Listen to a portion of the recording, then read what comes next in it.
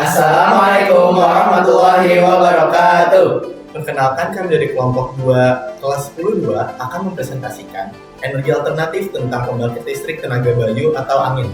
Sebelumnya, kami akan memperkenalkan diri kami terlebih dahulu, dimulai dari Aku Fardi Pinandale, aku Wisnu Rahman. aku Deni Farasyabiu. Aku Gaiza Tamunisa, aku Faiza Rakira. Langsung saja kita mulai materinya. Oke, sekarang apa sih energi alternatif? Energi alternatif adalah sumber energi yang berasal dari alam dan dapat diperbaharui yang digunakan sebagai pengganti bahan bakar konvensional seperti batu bara, minyak bumi, dan gas alam. Sumber energi ini tuh berasal dari alam dan dapat diperbarui secara alami, sehingga energi ini tuh nggak bakal bisa habis meskipun digunakan secara terus-menerus. Contohnya itu ada energi matahari, angin, air, panas bumi, dan biomasa. Misalkan nih, panas matahari. Panas matahari itu nggak mungkin habis selama sumber energinya masih ada, yaitu matahari. Selama matahari belum meledak, si panas matahari itu bakal terus ada dan dapat dimanfaatkan sebagai sumber energi alternatif. Karakteristik energi alternatif tuh yang utama ada 3. Yang pertama terbarukan, yang kedua ramah lingkungan, dan yang ketiga ketersediaan itu melimpah. Maksudnya itu gimana? Dari terbarukan dulu. Terbarukan yang berarti berasal dari sumber daya alam yang dapat diperbarui secara alami dalam waktu yang relatif singkat dan tidak akan habis saat digunakan. Contohnya kayak tadi tuh ada panas matahari. Itu kan nggak bakal habis saat digunakan, selama matahari itu sendiri masih ada. Habis yang kedua, ramah lingkungan. Maksudnya itu penggunaan energi alternatif menghasilkan emisi gas rumah kaca yang lebih rendah dibandingkan dengan bahan bakar fosil, sehingga lebih ramah terhadap lingkungan. Dan yang terakhir, ketersediaannya melimpah, di mana energi alternatif ini tidak akan habis karena jumlahnya tidak terbatas. Nah, sekarang aku bakal ngebahas definisi dari PLTB ini atau pembangkit listrik tenaga bayu. Tapi sebelumnya, kenapa disebutnya bayu? Karena bayu ini diambil dari bahasa Seketra yang artinya angin. Jadi pembangkit listrik tenaga bayu adalah pembangkit listrik bertenagakan angin. Nah, pembangkit listrik tenaga bayu ini adalah sistem pembangkit listrik yang memanfaatkan energi kinetik dari angin untuk memutar baling-baling turbin yang kemudian diubah menjadi energi listrik melalui generator menggunakan prinsip induksi elektromagnetik. Terus gimana sih prinsip kerjanya? Prinsip kerjanya itu turbin angin bekerja dengan menangkap energi kinetik dari angin, lalu melalui baling-baling yang berputar. Putaran ini diteruskan ke generator yang kemudian mengubahnya menjadi energi listrik. Biar efisien, turbin ini tuh dilengkapi sistem yang dapat mengatur arah dan sudut baling-baling sesuai arah angin. Listrik yang dihasilkan bisa langsung digunakan, disimpan, atau disalurkan ke jaringan listrik. Energi angin paling optimal di daerah dengan kecepatan angin yang rata-ratanya tinggi, di atas 5 meter per second. Misalnya di daerah pesisir, dataran tinggi, atau pulau-pulau kecil. Dan juga sistem tenaga bayu ini tidak menghasilkan emisi gas rumah kaca atau limbah berbahaya sehingga ramah lingkungan. Nah, setelah memahami apa itu energi alternatif, sekarang mari kita lihat contoh nyatanya dari penerapan energi alternatif ini di Indonesia melalui sebuah studi kasus. Salah satu contoh yang paling menonjol adalah pembangkit listrik tenaga bayu atau PLTB Sidrap yang terletak di Kabupaten Sidenreng Rapang, Provinsi Sulawesi Selatan. PLTB Sidrap ini adalah proyek tenaga angin pertama berskala besar di Indonesia dan mulai beroperasi secara komersial pada tahun 2018. Pembangkit ini terdiri dari 30 turbin angin raksasa dengan kapasitas total sebesar 75 MW. Daya listrik yang dihasilkan cukup untuk menerangi sekitar 70.000 rumah, terutama di kawasan timur Indonesia yang sebelumnya mengalami keterbatasan akses listrik.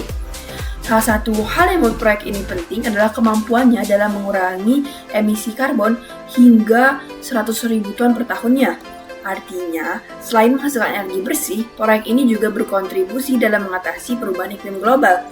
Selain itu juga, PLTB Sidrap juga memberikan dampak ekonomi lokal. Proyek ini menyerap tenaga kerja lokal baik saat pembangunan maupun dalam pengoperasiannya, serta meningkatkan infrastruktur dan aktivitas ekonomi di wilayah sekitarnya.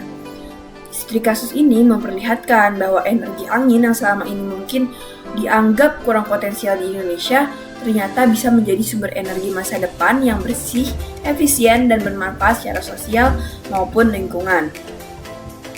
Studi kasus ini menunjukkan bahwa energi angin tidak hanya layak secara teknis, tapi juga efektif mengurangi emisi dan memenuhi kebutuhan listrik masyarakat secara berkelanjutan.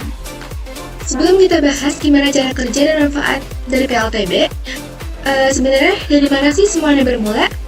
Ternyata teknologi pembangkit listrik tenaga angin itu punya sejarah yang panjang dan udah berkembang sejak ratusan tahun lalu, bahkan sebelum listrik ditemukan.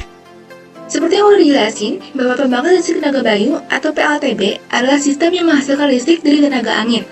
Teknologi ini berawal dari kincir angin yang digunakan pertama kali di Persia sejak abad ke-7. Fungsinya itu untuk menggiling padi dan lain-lain. Lalu berkembang di Eropa, terutama Belanda. Pada tahun 1887, James Watt dari Skotlandia pertama kali memanfaatkan turbin angin untuk penerangan rumah, disusul oleh Charles F. Brush dari Amerika yang membuat turbin angin otomatis pada tahun 1888. Pada tahun 1900, Denmark setidaknya telah memiliki 2.500 kincir angin untuk berbagai kebutuhan, termasuk pembangkit listrik. Di Indonesia sendiri, pengembangan PLTB itu dimulai pada awal tahun 2000-an dan mencapai puncaknya pada tahun 2018 dengan beroperasinya PLTB Sidrap di Sulawesi Selatan.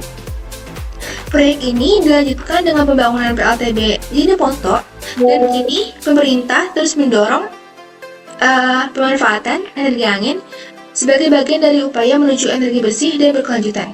Nah, setelah kita tahu tentang energi alternatif, sejarah PLTB, dan lain-lain, sekarang aku mau ajak kalian mikir, sebenarnya kenapa sih turbin angin itu makin banyak dibangun? Apa keuntungannya buat kita dan lingkungan? Ternyata, manfaat turbin angin itu bukan cuma soal hemat energi, tapi juga berdampak besar buat masa depan bumi dan pembangunan nasional. Manfaat-manfaat tersebut diantaranya, yang pertama, itu tidak menghasilkan emisi karbon. Turbin angin menghasilkan listrik tanpa membakar bahan bakar fosil, jadi nggak ada gas karbon dioksida atau CO2 yang dilepaskan ke udara. Ini bikin turbin angin jadi sumber energi ramah lingkungan dan bisa membantu melawan perubahan iklim. Yang kedua, itu sumber energi terbarukan. Angin adalah sumber daya alam yang nggak akan habis, beda sama batu bara atau minyak bumi. Selama bumi masih berputar dan matahari bersinar, angin akan tetap ada. Jadi, turbin angin itu bisa diandalkan untuk jangka panjang. Yang ketiga, itu potensi energi besar. Wilayah seperti pantai, pegunungan, dan dataran tinggi itu punya angin yang kuat dan stabil. Artinya, cocok banget buat turbin angin. Kalau dimanfaatkan secara maksimal, potensi listrik dari angin itu bisa menyuplai kebutuhan energi nasional. Yang keempat, itu penggunaan lahan efisien. Walaupun turbin angin itu butuh lahan yang luas, tapi lahan di sekitarnya masih tetap bisa dipakai untuk kegiatan lain, kayak pertanian atau peternakan. Jadi nggak makan tempat secara fungsi, alias efisien dalam penggunaan ruang. Yang kelima, itu menambah diversifikasi energi nasional. Dengan adanya turbin angin, sumber energi Indonesia jadi nggak tergantung cuma pada satu jenis, misalnya batu bara. Diversifikasi ini bikin sistem ketenaga listrikan kita lebih stabil dan tahan krisis energi. Dan yang terakhir adalah meningkatkan investasi energi hijau. Pembangunan PLTB itu bisa menarik minat investor dalam atau luar negeri yang peduli pada lingkungan. Hal ini tuh membantu mempercepat pertumbuhan ekonomi hijau, membuka lapangan kerja baru, dan memperkuat komitmen Indonesia terhadap energi bersih. Oke teman-teman, selanjutnya kita lanjut lagi ke bagian tantangan yang akan kita hadapi oleh PLTB. Nah, tantangannya itu ada 4. Yang pertama, biaya awal yang tinggi, kemudian ada keterbatasan teknologi, dan juga ada kebijakan dan juga regulasi, serta teknis dan perawatan. Nah, pertama dari pembiayaan yang tinggi ini tuh kan pemasangan turbin dan juga infrastruktur yang pasti butuh modal yang besar, dan juga memerlukan waktu yang cukup lama untuk mengumpulkan modal yang besar itu ya. Kemudian ada keterbatasan teknologi. Keterbatasan teknologi ini tuh kan turbin membutuhkan angin yang konsisten, jadi nggak bisa asal-asalan. Sementara tidak semua daerah memiliki kondisi tersebut. Jadi keterbatasan teknologi tersebut tuh dikarenakan karena tidak semua tempat bisa cocok untuk PLTB tersebut. Kemudian ada kebijakan dan juga regulasi. Pertama tuh kebijakan regulasi, proses perizinan cukup lama dan juga rumit. Nah, karena pembangunan PLTB ini tuh yang pasti perizinannya itu nggak mudah. Kemudian juga lahannya juga nggak semudah itu nyari lahannya. Kemudian terutama jika apalagi kalau misalkan PLTB ini tuh dibangun di dekat pemukiman warga, yang pasti itu akan ada kecaman dari warga, kemudian ada protes dari warga, dan juga ada banyak pihak yang mungkin kurang setuju dan juga Maka dari itu untuk perizinannya sangat bisa dibilang kurang. Kemudian ada teknis dan perawatan. Turbin angin pada pembangkit listrik memerlukan pemeliharaan rutin. Nah, pemeliharaan rutin ini yang pasti perlu perawatan yang nggak murah guys. Nah, ini bisa juga masuk ke pembiayaan. Nah, jadi dari situ PLTB ini tuh tidak semudah itu ya guys ya. Ada beberapa tantangan. Kemudian ada contoh penerapan. Yang pertama PLTB Sidrap. PLTB yang berada di Provinsi Sulawesi Selatan ini memiliki kapasitas total 75 MW dengan 30 turbin yang dapat menghidupkan listrik bagi 150.000 rumah tangga. Itu banyak sekali. Kemudian ada PLTB Tolo. PLTB yang berada di Jeponto ini mewakili daya masing-masing generator sebesar 3,6 MW dengan 20 turbin. Nah, itu kira-kira 2 PLTB yang ada di Indonesia. Oke, lanjut ke materi selanjutnya. Oke, kali ini bersama aku Fardin yang akan menjelaskan bagian-bagian kincir angin. Yang pertama itu di sini ada blade. Blade itu apa sih? Blade itu bagian yang pertama kali kena angin. Saat angin bertiup, blade akan berputar dan menggerakkan rotor. Dan terus yang kedua, rotor itu sendiri. Rotor ini terdiri dari blade dan poros penghubung. Jadi kalau blade-nya muter, rotornya juga ikut muter. Terus yang ketiga di sini ada nekel. Nekel itu kayak rumahnya, kayak rumah mesin yang ada di atas tower. Yang di dalamnya itu ada komponen penting kayak gearbox, generator di sini dan semuanya dilindungi di sini. Terus ada gearbox. Gearbox ini fungsinya merubah putaran rotor yang pelan jadi lebih cepat biar cocok buat muter generatornya. Misalnya dari 30 rpm bisa jadi naik ke 1500 rpm. Terus di sini ada gear brake yang fungsinya ini penting banget kalau anginnya terlalu kencang nih atau kondisi darurat. Rem ini bisa menghentikan rotor biar aman. Terus di sini ada generator. Generator ini ibaratnya itu jantungnya. Jadi generator mengubah energi mekanik dari putaran rotor tadi jadi energi listrik. Terus di sini ada controller. Controller itu sistem yang ngatur semua kerja PLTB, mulai dari nyalain, matiin sampai ngatur arah hadapnya. Dan terus ini ada yaw dan yaw motor dan yaw drive. Ya, jadi di sini sistem yang bikin si nekel itu bisa muter supaya blade-nya selalu menghadap ke arah angin. Jadi tenaga yang dihasilkan tetap maksimal. Yaw motor dan drive ini ya bisa kalian lihat dia mirip di kipas angin yang bisa nengok-nengok itu. Terus ini ada anemometer. Jadi alat ini simpelnya itu buat mengukur kecepatan angin. Kalau anginnya terlalu pelan atau malah terlalu kencang, sistem ini akan menyesuaikan atau bahkan matiin kincirnya.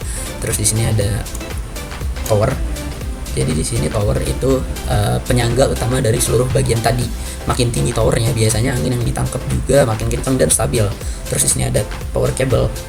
Yang terakhir ya, terakhir ini ada power cable. Jadi namanya kabel, berarti kabel listrik yang ngalirin si energi dari generator ke jaringan listrik supaya bisa dipakai sama masyarakat. Jadi sini sekalian ngejelasin cara kerjanya, simple aja. Jadi pertama angin tuh bertiup dan mengenai baling-baling yang akhirnya bikin rotor itu muter. Nah, terus dia putaran tadi diterusin ke gearbox buat dinaikin kecepatannya. Setelah itu generatornya bekerja mengubah putaran jadi listrik. Terus listriknya dialirin lewat power cable ke jaringan listrik. Sementara itu si controller dan anemometer ini memantau dan menyesuaikan arah serta kondisi kerja kincirnya. Lanjut ke bagian yang kedua, yaitu di sini aku akan menjelaskan dua turbin angin. Singkat aja, jadi di sini yang pertama itu aku jelasin dari turbin angin. Di sini ciri-cirinya yang tadi udah jelasin di awal. Rotor baling-balingnya berputar pada sumbu yang sejajar dengan tanah, makanya disebut horizontal. Biasanya dia tuh punya 2 atau 3 bilah baling-baling, mirip banget kayak kipas raksasa. Supaya efisien, turbin jenis ini juga harus selalu menghadap ke arah datangnya angin. Jadi perlu sistem pengatur arah, yaw sistem yang tadi udah kita jelasin. Komponen utamanya sama persis sama yang tadi kita jelasin, yang itu ada blade, rotor, nekel, gearbox, generator, tower atau yaw sistem. Yang kelebihannya itu punya efisiensi tinggi dalam menghasilkan listrik dan bisa jadi pilihan utama untuk pembangkit tenaga angin skala besar, baik di darat maupun di laut lepas seperti pantai. Kekurangannya laut lepas pantai ya. Terus kekurangannya dia harus dipasang di tempat dengan arah angin yang konsisten, butuh lahan luas dan menara yang tinggi. Perawatannya juga agak ribet karena posisinya tinggi dan komponen berat ada di atasnya. Terus ini yang kedua ini ada turbin angin sumbu vertikal. Yang ciri-cirinya itu rotor berputar pada sumbu vertikal yang tegak lurus terhadap tanah. Terus dia bisa menangkap angin dari segala arah karena dia nggak horizontal, jadi bisa dari segala arah. Terus desainnya beragam ya, misalnya kayak bentuk Sophonius kayak huruf S gitu, atau Darius gitu, lupa lagi, bentuk telur atau spiral ya. Di sini komponen utamanya rotor vertikal, sumbu vertikal, generator. Biasanya generatornya itu ada di bawah. Terus struktur penyangga dan di sini nggak butuh jauh sistem. Kelebihannya di sini nggak masalah kalau arah anginnya sering berubah, lebih aman dan gampang dirawatnya karena komponen beratnya ada di bagian bawah. Cocok dipasang di lingkungan kota atau tempat dengan angin yang nggak menentu. Dan di sini kekurangannya itu ada efisiensinya lebih rendah dibanding turbin horizontal dan juga kurang cocok buat proyek pembangkit skala besar. Jadi kesimpulannya dari tadi itu kedua itu, jadi pilihan jenis turbin itu tergantung kebutuhan sama kondisi lokasi. Nggak ada yang mutlak lebih baik, semuanya punya kelebihan masing-masing. Jadi mungkin segitu aja untuk penjelasan bagian turbin dan dua turbin angin ini. Oke teman-teman, jadi segitu dulu terkait materi kami, yaitu adalah pembangkit listrik tenaga bayu atau tenaga angin. Mungkin kurang lebihnya mohon maaf. Wal akhir, wassalamualaikum warahmatullahi wabarakatuh.